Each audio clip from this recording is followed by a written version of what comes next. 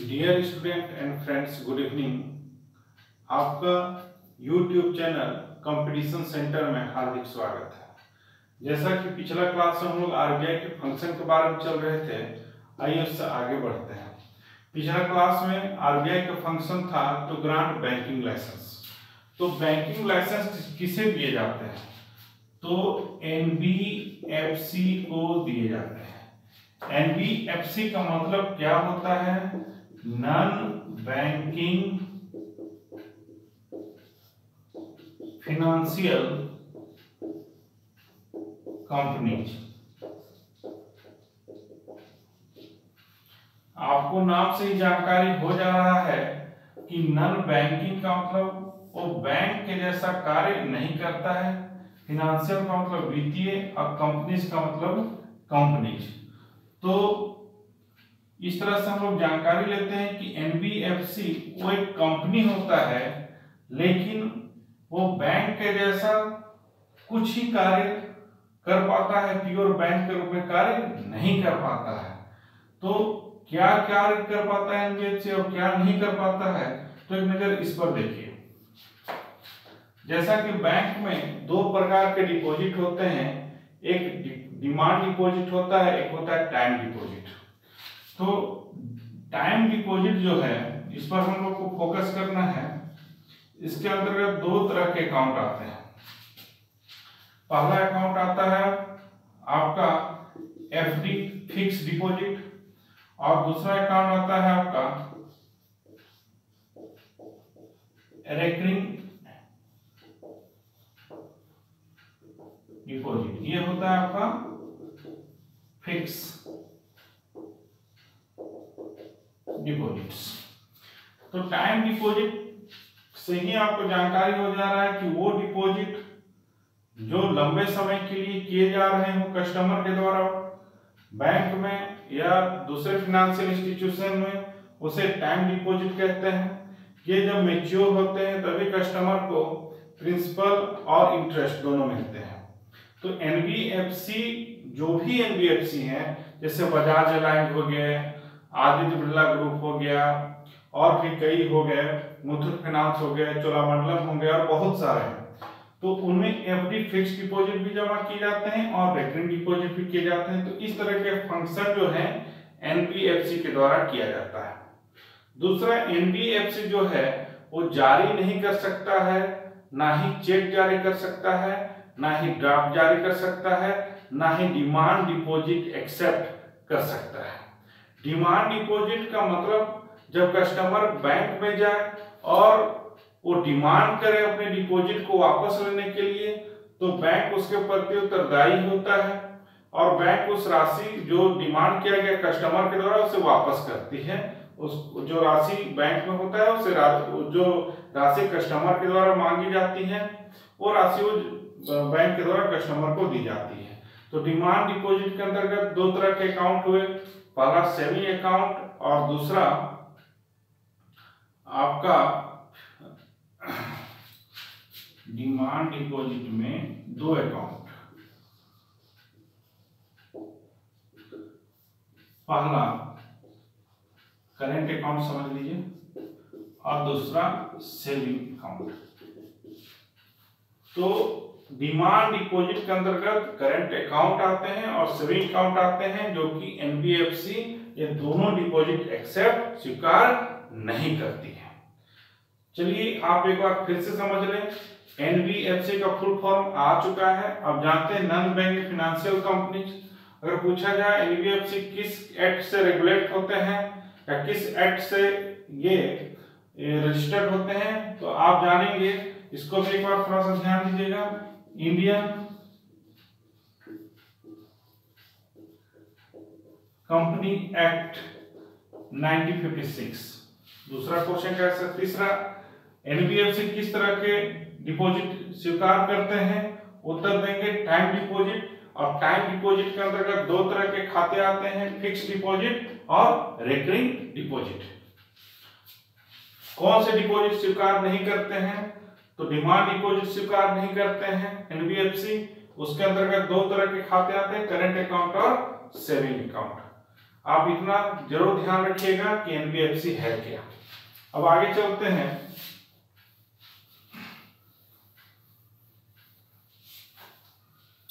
क्या क्या क्राइटेरिया होता है कि एनबीएफसी को बैंकिंग लाइसेंस मिल जाए, उसमें क्या क्या देखा जाता है। तो हम इसमें डिटेल नहीं जा पाएंगे, समय का थोड़ा अभाव होता है। तो एनबीएफसी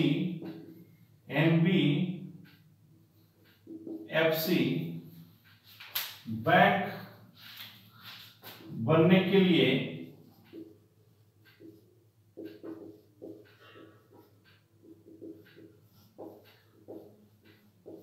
आरबीआई के कमेटी के पास आवेदन देती है। वो कमेटी एनबीएफसी का 3-4 फैक्टर महत्वपूर्ण जो होते हैं उसको चेक करता है। पहला,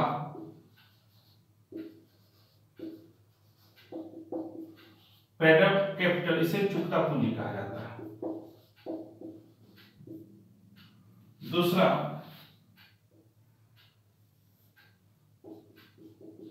एनपीए, नॉन परफॉर्मिंग एसेट। तीसरा, प्रॉफिट। चौथा,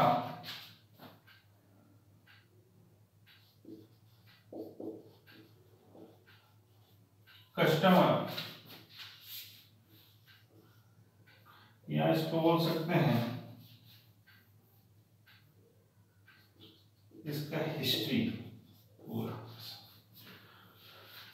अब बारी बारी से थोड़ा इस पर चर्चा कर लेते हैं। ज्यादा इंपॉर्टेंट ये और ये है, ठीक है। चुकता पूंजी किसे कहते हैं? चुकता पूंजी कंपनी का वो पूंजी होता है जिस पूंजी पर वो शेयर जारी करती है।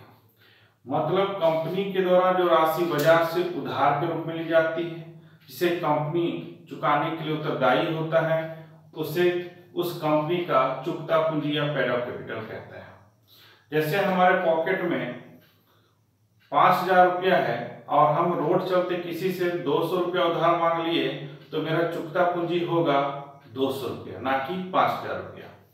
आगे चलते हैं। एनपीए, एनपीए जो होते हैं नॉन परफॉर्मिंग एसेट होते हैं। ये कई बार फुल फॉर्म के रूप में क्वेश्चन पूछा गया है, what is the full form of NPA? तो नॉन परफॉर्मिंग एसेट। नाम से ये मालूम चल रहा है कि वो एसेट जो परफॉर्म ना करे उसे एनपीए या नॉन परफॉर्मिंग एसेट कहा जाता है। जैसे कोई कस्टमर बैंक गया, उसे होम लोन चाहिए या कोई भी लॉन्ग टर्म का लोन चाहिए, और बैंक के द्वारा प्रिंसिपल और इंटरेस्ट मिला के उसका कुछ फिक्स किया जाता है मंथली पैसा, और वो लगातार 3 महीना तक, मतलब 90 दिनों तक जो कस्टमर कर्ज लिया है वो बैंक को ना मूलधन की राशि और ना ब्याज की राशि चुकाता है, तो बैंक मैनेजर और संबंधित बैंक के ब्रांच के उस लोन लिए गए राशि को क्या करते हैं? एनपीए कैटेगरी में डाल देते हैं। ऐसे एनपीए के आगे चल के 4 कैटेगरी होते हैं, और अंतिम कैटेगरी होता है आपका लॉस कैटेगरी। तब बैंक के द्वारा लीगल प्रोसीजर किए जाते हैं। ये बात की बात है। आगे चलते हैं। तो इसमें प्रॉफिट ये भी देखा जाता है कि जो एनबीएफसी हो कितना वार्षिक उसका टर्नओवर है।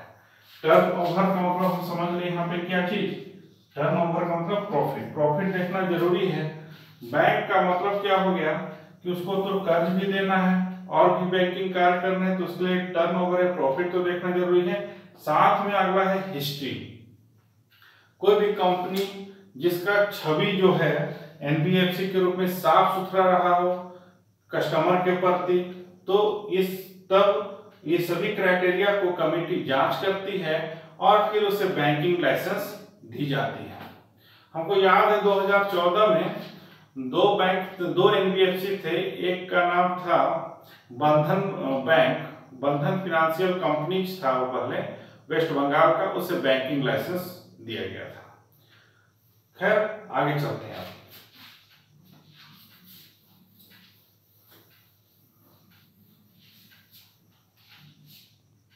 दूसरा आरबीआई का काम होता है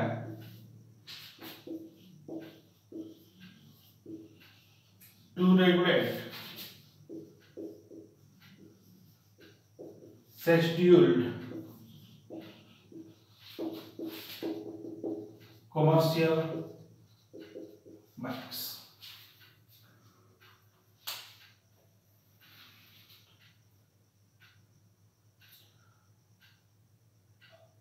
यहां पे आप देखिएगा कि एक शब्द आया है शेड्यूल्ड कॉमर्शियल बैंक।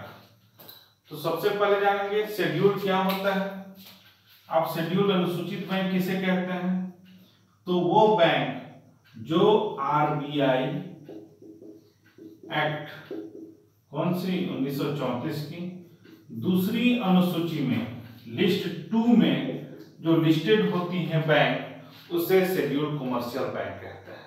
मतलब एक तरह से ये आरबीआई का अपना संतान है, वो संतान ही शेड्यूल्ड कॉमर्शियल बैंक है।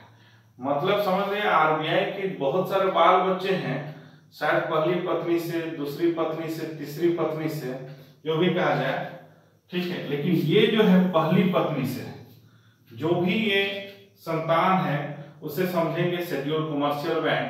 और इसे अनुसूची 2 में रखा गया है। और उस जिस समय रखा गया था आपका, जब आरबीआई बना था उस समय पेड अप कैपिटल थे इस बैंकों का, पेड अप कैपिटल थे 5 लाख, और अभी वर्तमान में पेड अप कैपिटल है 200 करोड़। तो आपसे पूछा जाएगा बैंक के इंटरव्यू या अन्य एग्जाम में कि शेड्यूल्ड बैंक क्या होते हैं, तो आप उत्तर देंगे वो बैंक जो आरबीआई एक्ट की अनुसूची 2 में अनुसूचित होती हैं, वो बैंक को अनुसूचित बैंक या शेड्यूल्ड कॉमर्शियल बैंक कहते हैं। शेड्यूल्ड कॉमर्शियल बैंक बनने के कई सारे क्राइटेरिया होते हैं। तो जो मूल क्राइटेरिया है वो है पेड अप कैपिटल अभी में 200 करोड़ कम से कम होना चाहिए, और जिस समय पहली बार शेड्यूल हुए थे कॉमर्शियल बैंक उस समय मात्र 5 लाख रुपया था। दूसरा, कॉमर्शियल बैंक का मतलब होता है वो बैंक जिसका ultimate objective to get maximum profit, means वैसा बैंक जिसका अंतिम उद्देश्य अधिकतम लाभ कमाना, उसे कॉमर्शियल बैंक कहते हैं। अब हम लोग जानते हैं आगे कि किनका खाता आरबीआई में होता है। तो एक क्वेश्चन पूछा गया है एक इससे रिलेटेड कि क्या आम व्यक्ति का खाता आरबीआई में हो सकता है? तो आप उत्तर देंगे नहीं। खाता सिर्फ राज्य सरकार की हो सकती है आरबीआई में, केंद्र सरकार की हो सकती है, और जितने सारे अनुसूचित बैंक हैं उनका खाता किसमें होंगे? आपका आरबीआई में होंगे। तो आरबीआई में खाता किसका? पहला भारत सरकार का, दूसरा राज्य सरकार का, और जितने सारे अनुसूचित बैंक उन सभी का खाता किसमें होंगे? आरबीआई में। अब आगे जानेंगे कि किस कानून के तहत ये रेगुलेट करते हैं आरबीआई जितने सारे शेड्यूल बैंक हैं। तो बोलेंगे बैंकिंग रेगुलेशन एक्ट 1949। इस दौरान आरबीआई को यह अधिकार होता है कि वो कोई भी बैंक के जो भी आपका डॉक्यूमेंट्स हैं, जो भी उनके कार्य हैं, उसका सुपरविजन करना। अगर वो आरबीआई के रूल एवं रेगुलेशन का उल्लंघन करते हैं तो उनके खिलाफ कानूनी कार्रवाई करने का भी अधिकार आरबीआई के पास होती है। जैसे बहुत सारे bank KYC know your customer को फॉलो नहीं किए थे 4 साल पहले, उसमें एसबीआई भी शामिल था। तो आरबीआई के द्वारा उस संबंधित बैंकों पर मॉनेटरी पनिशमेंट लगाया गया था। आगे चलते हैं।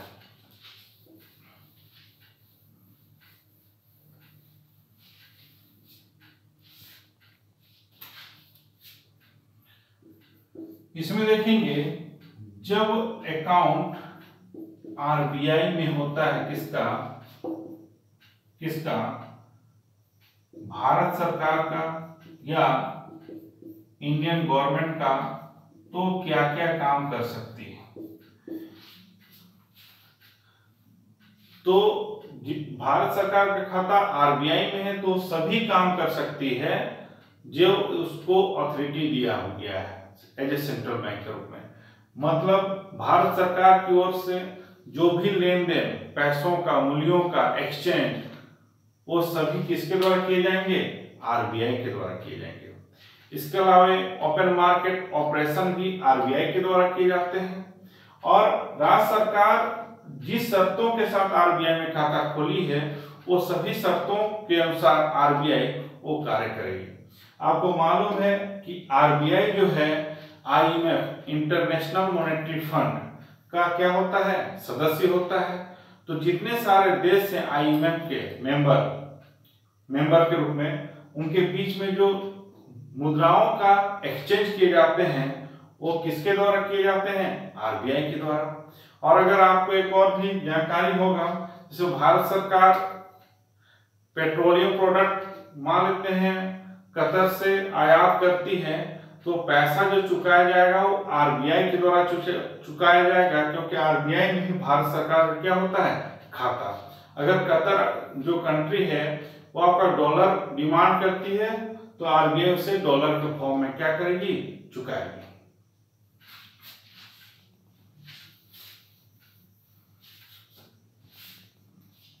आरबीआई का जो अगला फंक्शन है तीसरा, कस्टडियन ऑफ फॉरेन रिजर्व। इसको थोड़ा बता,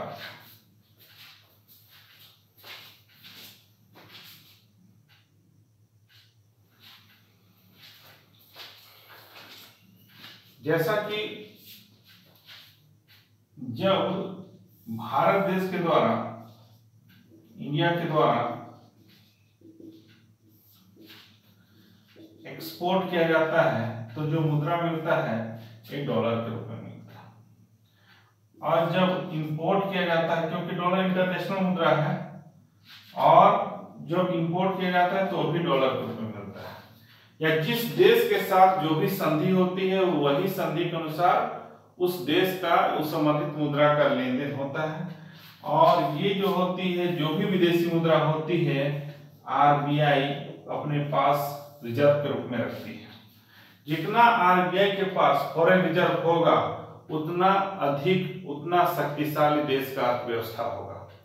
जैसा कि अगर एक तुलनात्मक बात करें कि भारत और पाकिस्तान के बीच में इकोनॉमिक में सबसे बड़ा अंतर क्या है, तो वहां का सेंट्रल बैंक और यहाँ का सेंट्रल बैंक में ये चीज देखा जाएगा कि भारत का जो सेंट्रल बैंक है उसके पास कितनी विदेशी मुद्रा या आपका गोल्ड रिजर्व के रूप में है। जितना अधिक होगा उतना सामान, जितना अधिक मुद्रा होगा विदेशी मुद्रा, उतना सामान उस संबंधित देश से आरबीआई क्या कर सकती है?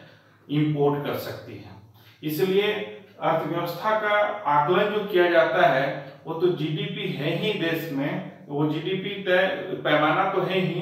इसके अलावा आपको देखा जाता है कि सेंट्रल बैंक के पास कितना गोल्ड है और कितना फॉरेन करेंसी है। तो इस तरह से आरबीआई जो होता है ये कहलाता है कस्टडियन ऑफ फॉरेन रिजर्व।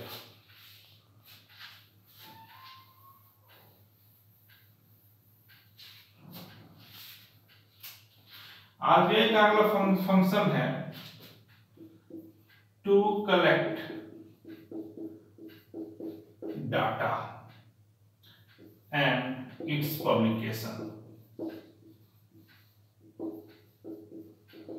जैसा कि आरबीआई का काम होता है देश का अर्थव्यवस्था को मजबूत करना और साथ ही बैंकों को रेगुलेट करना, तो इसके लिए आरबीआई क्या करती है कि अलग अलग बैंकिंग व्यवस्था से या सेक्टर से जो भी इनकम हो रहे हैं, जो भी एनपीए हो रहा है या जो भी लॉस हो रहे हैं एसेट, वो सभी का डाटा को कलेक्शन करती है और पब्लिश करती है। जैसा कि आज का जो आपको जानकारी होगा कि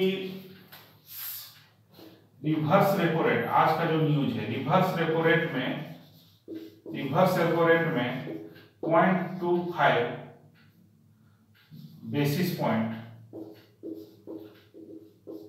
की कमी की गई है। इस तरह से रिवर्स रेपो रेट 3.75% है, हो गया है भारत आपका बैंकों का। तो इससे आपको क्या मालूम हुआ, क्यों क्या जरूरत था कि आरबीआई के गवर्नर के द्वारा 0.25 बेसिस पॉइंट की कमी की घोषणा की गई, और वर्तमान में जो रिवर्स रेपो रेट अब है वो 3.75 है। क्या जरूरत था? तो आपको मालूम है कि लॉकडाउन स्टेज में इन्फ्लेशन को रोकना बहुत जरूरी है, और इन्फ्लेशन बढ़ेगा कब? जब लोगों के पास खरीदने के लिए पैसों की क्या होगी? कमी। क्यों पैसों की कमी होगी? क्योंकि लोगों को आशंका है कि भविष्य में वो सामान नहीं मिलेगा, इसलिए ज्यादा से ज्यादा वो सामान को रिजर्व करके अपने पास रख रहे हैं। तो इसलिए क्या हुआ, बाजार में लिक्विडिटी का कमी हो गया, और लिक्विडिटी को दूर करने के लिए ही 50 लाख करोड़ इस तरह से मार्केट में दूसरी लिक्विडिटी को मेंटेन करने के लिए 0.25 बेसिस पॉइंट का क्या कमी किया गया आरबीआई के द्वारा। और इस तरह 0.25 बेसिस पॉइंट का कमी होने से बाजार में 50 लाख करोड़ रुपया इन्फ्यूज होंगे, और बैंक उस इन्फ्यूज पैसों का लोन के रूप में देंगे, जिससे डोमेस्टिक इंडस्ट्रीज को क्या होगा? प्रोत्साहन मिलेगा, वो कर्ज के रूप में लेंगे और फिर प्रोडक्शन बढ़ेगा। और आपको मालूम है इन्फ्लेशन क्या होता है? Rise of essential prices in goods is called as inflation. इसमें डिमांड और सप्लाई क्या हो जाती है? कम हो जाती है। इस पर बाद में चर्चा करेंगे। तो आज सबसे बड़ा एक चीज चर्चा का विषय रहा कि आरबीआई के द्वारा रिवर्स रेपो रेट में बदलाव किया गया, जिसका मुख्य वजह था बाजार में लिक्विडिटी इन्फ्यूज करना, ताकि इन्फ्लेशन क्या हो? कम हो। आपको एक होमवर्क दे रहे हैं कि इन्फ्लेशन बढ़ने से सबसे ज्यादा फायदा किसे होता है और सबसे ज्यादा नुकसान किसे होता है। कम से कम आप 6 से 7 सेक्टर का एक चार्ट बनाइए। जो फायदा वाले होते हैं उसको चार्ट ए में रखिए, जो जिनको नुकसान होता है इन्फ्लेशन में उन्हें चार्ट बी में रखें।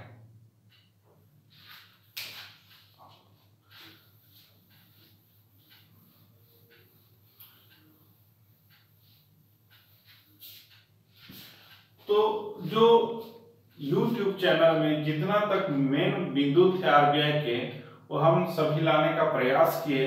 इसके अलावा आप आरबीआई के बारे में अधिक पढ़ सकते हैं। जो भी इसमें डाउट होंगे या जो भी आपको आशंका लगे वो आप कमेंट करके जरूर कमेंट करें।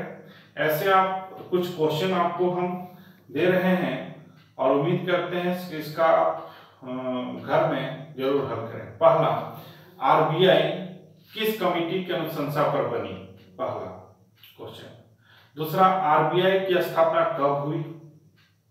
आरबीआई की स्थापना जब हुई उस समय आरबीआई का मुख्यालय कहाँ था? वर्तमान में आरबीआई का मुख्यालय कहाँ है? आरबीआई किस कानून के तहत स्थापित हुआ? रॉयल एंड हिल्टन कमीशन को और किस नाम से जाना जाता है? आरबीआई का राष्ट्रीयकरण कब हुआ? जिस समय आरबीआई का राष्ट्रीयकरण हुआ उस समय उसका चुकता पूंजी क्या था? आरबीआई के पहले गवर्नर कौन थे? आरबीआई के प्रथम भारतीय गवर्नर कौन थे? कौन से ऐसे प्रधानमंत्री हैं जो आरबीआई के गवर्नर के रूप में काम किए? आरबीआई के सेंट्रल बोर्ड में कितने मेंबर्स होते हैं? आरबीआई कितने जोनों में डिवाइडेड है? और आरबीआई के जो मॉनेटरी टूल्स हैं CRR, SLR, repo rate, reverse repo rate, bank rate, MSF, इसके घटने बढ़ने से क्या होता है? ये सभी चीजों की आप जानकारी ले रहे हैं। इसके अलावा आरबीआई के फंक्शन के बारे में जानें। ठीक है, और जितने सारे हमने जो वीडियो बनाए हैं उसको आप 1 या 2 बार जरूर से देखें। इसमें आपका बहुत सारा चीज क्लियर करने का हमने प्रयास किया। जाते जाते एक बहुत इंटरेस्टिंग चीज हमने आज देखी है, बैंक नोट और करेंसी नोट के बीच में डिफरेंस। आज हमने पढ़ते पढ़ते ये चीज डिफरेंस पाया। तो बैंक नोट क्या होता है? वो नोट जो 1 रुपया से अधिक डिनोमिनेशन के हों, मूल्य के हों, उन्हें बैंक नोट कहते हैं। मीन्स 1 रुपया से अधिक के जो भी नोट होंगे वो बैंक नोट होंगे, और 1 रुपया का जो नोट होता है इसे करेंसी नोट कहते हैं। तो फिर से बता दें, बैंक नोट क्या है? 1 रुपया से अधिक मूल्य के जो नोट हैं उसे बैंक नोट कहते हैं। और 1 रुपया का जो नोट होता है, जो आपका भारत सरकार के फिनांस डिपार्टमेंट के द्वारा जारी किया जाता है, उसे करेंसी नोट कहते हैं। आगे और भी चीज है, इसमें क्वेश्चन है, जैसे देवास और होशंगाबाद किस राज्य में स्थित है? तो उत्तर देंगे मध्य प्रदेश। इसी तरह से क्वेश्चन होते हैं कि जुडिशियल स्टाम्प जो होते हैं, नॉन जुडिशियल स्टाम्प की छपाई कहाँ होती है? उत्तर देंगे नासिक। तो आरबीआई के चैप्टर को आज क्लोज करते हैं और हम कल से अगला वीडियो में पॉलिटी के फंडामेंटल राइट पर चर्चा करते हैं। तब तक के लिए बहुत बहुत धन्यवाद। Good night. Thank you.